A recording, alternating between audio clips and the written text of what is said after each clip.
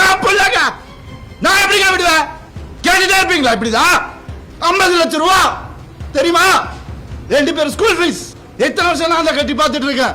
அவங்களுக்கு நல்ல லைஃப் கிடைக்கணும்னு. குழந்தைங்க பாசத்தை பத்தி பேசாதீங்க.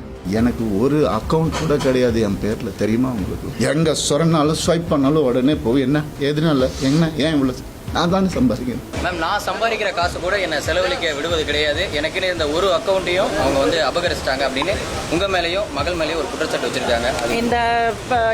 இந்த அவதூறு வந்துட்டு ஏற்கனவே வந்துட்டு கோர்ட்லேயே கொடுத்துருக்காங்கங்க. ஒரு கல்யாணம் ஆகி வந்து புருஷன் பொண்டாட்டி ஆனதுக்கப்புறம் உன் அக்கௌண்ட்டு என் அக்கௌண்ட்டுன்னு எனக்கு தெரியல. அது இப்போ மாதிரி இருக்கலாம். ஆனால் வந்துட்டு ஒரு குடும்பமாக இருக்கும்போது எல்லாமே ஒன்று தான். உங்களுடைய மருத்துவ செலவுக்கு கூட மாதம் 25,000 ரூபாய் பணம் கூட அவர் தான் அனுப்பிச்சுக்கிட்டு வந்ததா வந்து அவர் ஒன்று சொல்லியிருக்காரு.